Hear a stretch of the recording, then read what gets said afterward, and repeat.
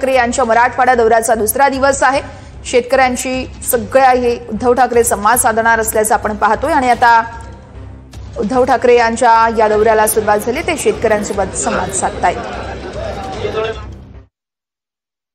शेतकरी दादानो आणि ताईनो, नेहमीसारखं मी काही जाहीर सभा घ्यायला आलेलो नाहीये, कारण जाहीर सभा म्हटल्यानंतर तुम्हाला माहिती आहे तांजाम असतो मोठा, मग मोठं व्यासपीठ असतं, मग त्याच्यासमोर काय असतं ते डी झोन असतो आणि मग त्याच्यानंतर पलीकडे तुम्ही लोक असता।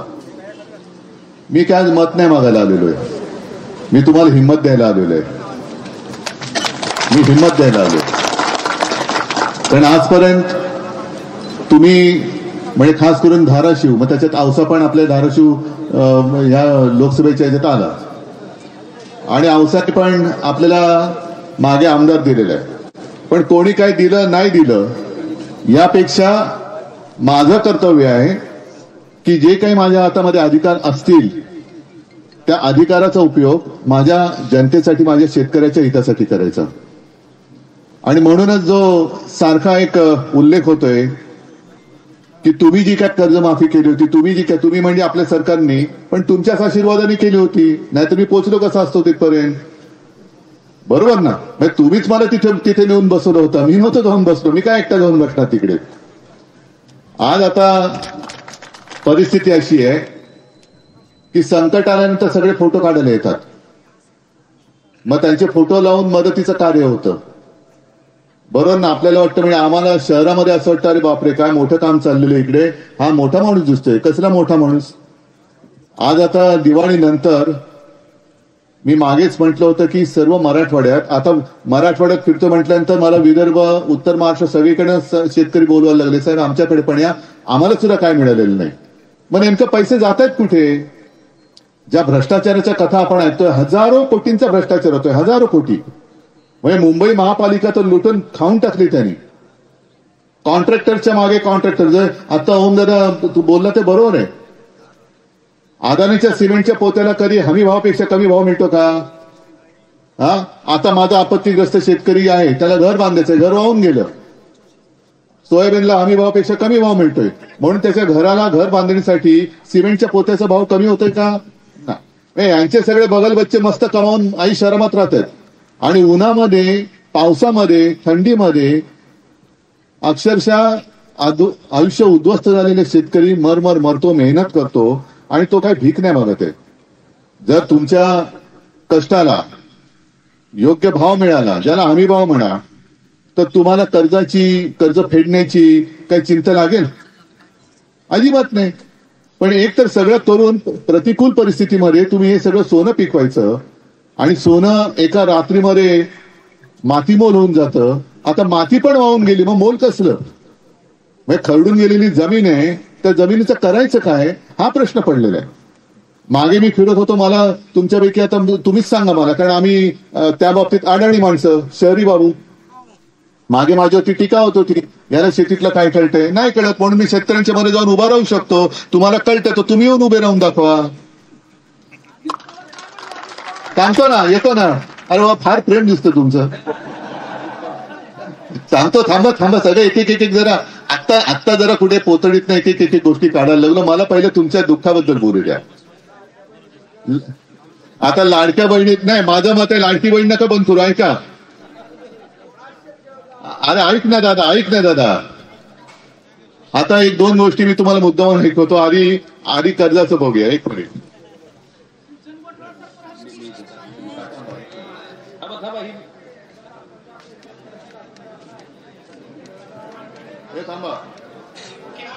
शेतकऱ्यांना पूर्ण कर्जमाफी आपण देणार आहोत।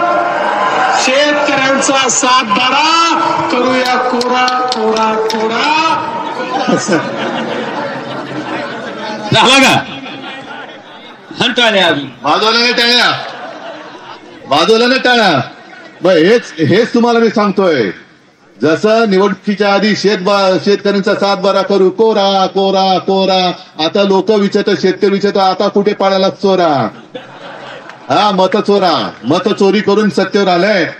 तसंच माझं मत आहे उलट आहे, लाडकी बहीण योजना बंद करू नका, पण निवडणुकीच्या आधी जे सांगितलं होतं की आम्ही आमच्या लाडक्या बहिणीला 1500 नाही तर 2100 रुपये देऊ, या नाही तर पुढच्या महिन्यापासून माझ्या प्रत्येक बहिणीला 2100 रुपये द्या. बरोबर. पण आमचं म्हणणं काय की आता शेतकऱ्याचं जे नुकसान झालं त्यांना भूतो न भविष्यती असं संकट यापूर्वी मराठवाड्याच्या मी अगदी जे वयोवृद्ध शेतकरी आहेत त्यांना मी विचारलं, त्याला आमच्या आयुष्यात कधी असं संकट आलं नव्हतं, कधीच नाही. म्हणजे आतापर्यंत मराठवाडा हा अवर्षणग्रस्त होता, थोडासा दुष्काळी बाणा पाहिजे तर. पण आता जो काही पाऊस आला, काल सुद्धा फिरलो, त्यांनी मला सांगितलं नदी पात्रातनं पाण्याचे लोंढे जे वाहून आले लोटच्या लोट, त्यांनी जमीन खरडून गेली, विजेचे खांब उद्ध्वस्त झाले, पूल पडले, सगळं पडलं, रस्ते वाहून गेले. आणि मी तुमच्यामध्ये येऊन तुमची व्यथा विचारताना आपल्या राज्याचे मुख्यमंत्री म्हणतात उद्धव ठाकरे टोमणे मारतात, शेतकरी कर्जमुक्त झालंच पाहिजे. हा टोमणा नाही पण टोला जरूर मारणार, हा टोलाच मारायचा आहे. माझ्या शेतकऱ्याला हेक्टरी 50,000 रुपये मिळाले पाहिजेत, हा टोमणा आहे काय? हा बरं, आता मी फिरतोय, मी कुठे माझं कौतुक सांगते, कर्जमुक्ती केली तुम्ही सांगताय, मी त्यावेळेला फिरलो का मिळाली की नाही, मी नाही केलं असं पाप, कारण माझं कर्तव्य केले का उपकार नव्हते केले. बरोबर. तेव्हा हे कसं करत होते, लाडकी बहीण सगळ्या महिलांना गोळा करायचे, मिळाली की नाही. मग महिला पण विचार साने आहेत त्यांनी केला त्यांचा सत्कार, मिळाले आणि देऊन बसली मतं. पण स्वतःची टिमकी तेव्हा वाजवली या लोकांनी. आता का नाही विचारले लाडक्या बहिणींना तुम्हाला मिळतात की नाही पैसे, आता का नाही विचारले शेतकऱ्याला पॅकेज म्हणे. ज्या दिवशी ते सगळे येतील त्यावेळेला मुख्यमंत्र्यापेक्षा आनंदी मी असेल.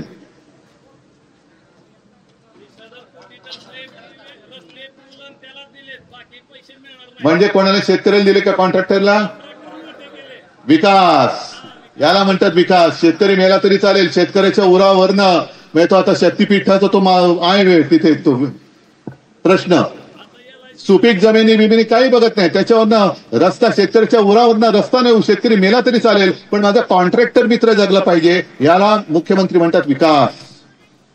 आणि आज मी फिरतो तुमच्याकडे, मी फिरायला लागल्यानंतर सगळ्या त्या भाजप त्यांचे सगळे ते मिंदे आहेत, कुबड्या नाही. आता अमित शहा म्हणालेत, मी नाही म्हणाल, कुबड्या कोण म्हणाल त्यांना? त्या कुबड्यांना सुद्धा आता फोड आलेत अंगावरती तरतरीत, आणि म्हणायला लागले या निमित्ताने का होईना पण उद्धव ठाकरे घराबाहेर पडले. मला त्यांना सांगायचे की अहो तुम्ही तुमच्या स्वतःच्या घराकडे पण जरा मध्ये मध्ये बघत जा, पंचायत होते नाही तर.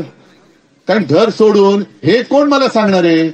यांनी पक्ष बदलणारी लोक, 50 ठोकी घेणारी लोक, सत्तेसाठी दिल्लीत जाऊन मुजरा करावा लागतो यांना वारंवार, घरदार सोडून दिल्लीत जाऊन मुजरा करावा लागतो. आमचे मुख्यमंत्री शेतकऱ्याला पॅकेज मिळाले की नाही विचारण्यापेक्षा बिहारमध्ये जाऊन प्रचार करतायत. म्हणजे ही लोक, यांना जर का मी उद्या मला जर का घरी बसून, मी घरी बसून माझा महाराष्ट्र वाचवला, मी घरी बसून माझ्या शेतकऱ्याची कर्जमुक्ती केली, मी घरी बसून माझ्या शेतकऱ्याला आणि गोरगरीबाला शिवभोजन थाळी सुरू करून दिली होती. काय काय केलं होतं जे तुम्ही म्हणजे ही सगळे भाजप आणि त्यांची पिलावळ दुनियादारी करत फिरतायत. मग तुम्ही फिरून सुद्धा शेतकरी तुमच्या विरुद्ध काय चिडलाय? का चिडलाय शेतकरी? का तुम्हाला आज शिव्या घालतोय? आणि मी घरी बसून आज पहिल्या प्रथम बाहेर पडलं म्हणत असेल तर हे दुनियादारी करणारी लोक यांना मी बाजार बसवे म्हणतो. हे बाजार बसवे लोक तुम्हाला काय आयुष्यात सुख देणार आहेत?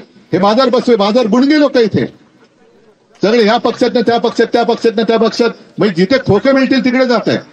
पण माझ्या शेतकऱ्याला काय, हे सगळे घेऊन बसले 50-50 खोके आणि जबरदस्त भ्रष्टाचार.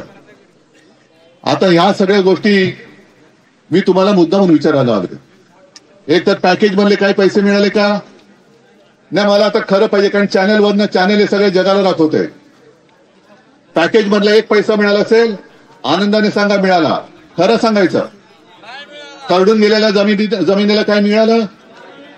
जी गुरंढोरं वाहून गेली, जनावरं वाहून गेल्या, दुभत्या गायी वाहून गेल्या, बैल वाहून गेले, कोंबड्या वाहून गेल्या, शेळ्या वाहून गेल्या, मुलाबाळांची पुस्तकं वाहून गेली, घरं वाहून गेली, शेतीतली माती वाहून गेली.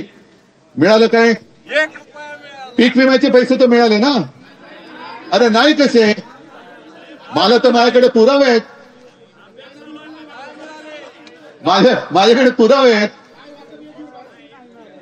तुम्ही खोटं बोलताय. ऐका, माझ्याकडे पुरावा आहे. तुम्ही काय म्हणालात आता? 1 रुपया सुद्धा मिळाला नाही, बरोबर ना? अरे ऐक रे दादा, अरे दादा ऐका ना माझं काय बोलणं ऐका. मी काय म्हणतोय, तुम्ही म्हणते 1 रुपया सुद्धा मिळाला नाही. मी काय म्हणतोय, तुम्ही खोटं बोलताय. अरे ऐक ना, माझ्याकडे पुरावा आहे. अरे 6 रुपये मिळाल्याचा पुरावा आहे. 6 रुपये मिळाले, 3 रुपये मिळाले. तुम्हाला लक्षात आलं मी तुम्हाला काय म्हणाल खोटं. म्हणजे एवढी थट्टा, एवढी चेष्टा शेतकऱ्याची अद्याप कोणी केलेली नाही. 1 रुपयात पीक विमा बंद, शिवभोजन बंद, आनंदाचा शिधा बंद, हे सगळं बंद आणि यांचं दुकान चालू. म्हणजे हे खोऱ्याने ओढतायत, पैसे नुसतं ओढतायत. आणि आता यांना निवडणुकांची वेळ लागलेत. उद्धव ठाकरे मतांसाठी फिरतोय, मग तुम्ही कशासाठी फिरताय? सागर गोटे गोळा करायला? आता यानं शेतकऱ्याचं काय नाहीये, पण आता नगर परिषदा, पंचायत, मग जिल्हा परिषद आम्हीच जिंकणार. मग तुम्ही ठरवायचंय. आम्ही आपले तुमच्यासाठी लढतोय. ओमदादा आहे, कैलास आहे, खैरे साहेब आहेत, सगळेच आहेत, अंबादास, प्रवीण स्वामी, सगळेच आहेत. सगळे लढतोय. आम्ही कोणासाठी लढतोय? काय म्हणून लढायचं? का मी आज तुमच्याकडे येऊन उभा राहिलो? काय घरी वेळ जात नाही म्हणून? मला हे बघवत नाही आणि फसवेगिरी मला सहन होत नाही, म्हणून मी आलेलो आहे तुमच्यासाठी. आजपर्यंत जे मी बोललो ते मी केलेलं आहे आणि जे बोलेन ते मी करून दाखवणार आहे. आता अजित पवार, जरा थांबा.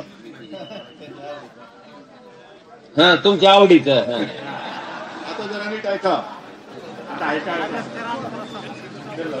थांबा.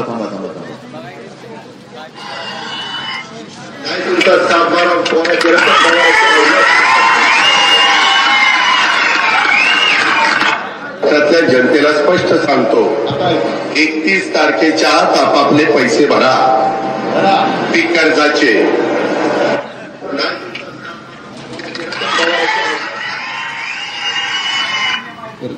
एक मिनिट, नीट पहिल्यापासून ऐका. नाही तुमचा सातबारा पोरा केला आलं काय ऐकू?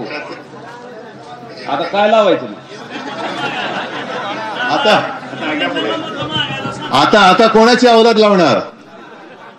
म्हणजे खोटी माणसं एवढे निर्दयी. म्हणजे मी नेहमी सांगतो की दगडाला सुद्धा पाजर फुटेल, पण ह्या निर्दयी निष्ठुर राजकारण्यांना पाजर फुटणार नाही. यांना पाजर तुम्हाला आणि आपल्याला मिळून फोडावं लागेल. परत निवडणुका आल्यात, काहीतरी कोपऱ्याला गुळ लावतील आणि तुम्ही पुन्हा भोळेपणाने. कारण मी काल पण बोललो, माझा शेतकरी भोळा आहे पण मूर्ख नाहीये.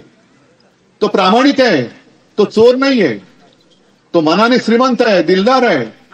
एक वेळ स्वतः मेलो तरी चालेल, पण माझी जनता जगली पाहिजे असा हा माझा जगाचा पोशिंदा आहे, अन्नदाता आहे. आता एक जूनचा यांनी मुहूर्त काढलाय. निवडणुकीच्या वेळेला काय बोलले होते म्हणून मी तुम्हाला ऐकवतो हे, की आमचं सरकार आलं म्हणजे त्यांचं भाजपचं सरकार आलं तर आम्ही शेतकऱ्याचा 7-12 करू, कोरा. ठीक आहे, दिलं शेतकऱ्यांनी. मत चोरी करून निवडून आले, पण धरून चालत दिलं तुम्ही सगळ्यांनी मत. पण तेव्हा तुम्ही असं म्हणाला होतात की त्यांनी मत मागितली होती की तुम्ही मत मागताय ना, आम्ही योग्य वेळ येताच तुम्हाला मतदान करू. असं तुम्हाला काही निवडीचं स्वातंत्र्य होतं? 1 तारीख जाहीर झाली आणि त्या तारखेला तुम्हाला मतदान करायला लावलं आणि निवडून आल्यानंतर सांगतायत की आम्ही आता योग्य वेळी कर्जमुक्ती करू. आता मुक्ती कधी करणार? जूनचा वायदा केला. जून म्हणजे आज आहे नोव्हेंबर. जून पर्यंत तुम्ही जगणार कसे? खरीपाचं कर्ज फेडणार कसं? काय हाती लागले तुमच्या? रब्बीचं कर्ज मिळणार कसं? गहाण काय टाकणार? तुम्ही खरडून गेलेली जमीन. जा उद्या मी तर म्हणतो ओमदादा एक काम करायचं, आपल्या या विभागातल्या 1-2 शेतकऱ्यांना असे घ्या की खरडून गेलेली जमीन बँकेकडे जायचं आणि सांगायची खरडून गेलेली जमीन माझी गहाण टाकतोय, मला कर्ज दे. देतोय नाही ना? मग आता डोक्यावरती असलेलं कर्ज 30 जूनला जर का हे कर्ज माफ करणार असतील तर आत्ताच्या कर्जाचे हप्ते फेडायचे की नाही फेडायचे? रब्बीचं कर्ज जर तुम्हाला मिळणार असेल तर त्या कर्जाचे हप्ते फेडायचे की नाही फेडायचे? नाही आपण धरून चला 30 जूनला करतील असं धरा, पण आतापर्यंत जे डोक्यावरती कर्ज आहे, सरासरी किती कर्ज आहे तुमच्या डोक्यावर? 1 लाख, 2 लाख, 3 लाख काही आहे. मग ह्या कर्जाचं काय करायचं? 30 जून पर्यंत समजा नाही आम्ही हप्ते भरत, करताय माफ? कारण करणार तर माफ, कशाला फेडू? पण कर्ज फेडायचं म्हटलं तरी देखील आता फेडणार कशाच्या आधारावरती? विकायला आहे काय सोयाबीन? घरात आहे काय? हा, कापूस राहिले शिल्लक? काहीच नाही राहिलेलं. म्हणजे मला थोडंफार जे काय कळतं, अजूनही हमी भाव जाहीर झाला असेल नसेल, पण खरेदी केंद्र ही कधी सुरू होणार? तोपर्यंत व्यापारी बसलेला असतो, तो तुमच्याकडनं स्वस्त दरात घेतो आणि केंद्र उघडल्यानंतर त्या दराने तो विकून टाकतो. मरतो कोण? शेतकरी. सगळ्यांचेच अडचणी आहेत. दूध उत्पादक शेतकऱ्यांची अडचणी आहेत, कांदा, द्राक्ष, फळबागायतदार सगळे, जिरायती, बागायती सगळे. आणि म्हणून मी तुम्हाला खास करून सांगायला लागलो, आम्ही तर लढणार. विधिमंडळाचं अधिवेशन सुरू होईल तेव्हा तर आम्ही त्यांना धारेवर धरू, सगळं करू, मोर्चे काढू, रस्त्यावरती उतरून आंदोलन करू. पण तुम्ही एक गोष्टीचा निर्धार करणार आहात की नाही? करणार आहात की नाही? जसं त्यांनी सांगितलं की आमचं म्हणजे त्यांचं सरकार आल्यानंतर आम्ही कर्जमुक्त करू, 7-12 कोरा करू, तुम्ही मतदान करून मोकळे झाला. आता सांगतात योग्य वेळी आम्ही कर्ज माफ करू. आता तुम्ही त्यांना सांगायचं, जोपर्यंत आमचं कर्ज माफ होत नाही तोपर्यंत आम्ही महायुतीला मत देत नाही. जा असाल तेव्हा. जोपर्यंत पीक विम्याचे पूर्ण पैसे मिळत नाही तोपर्यंत महायुतीला मतदान करणार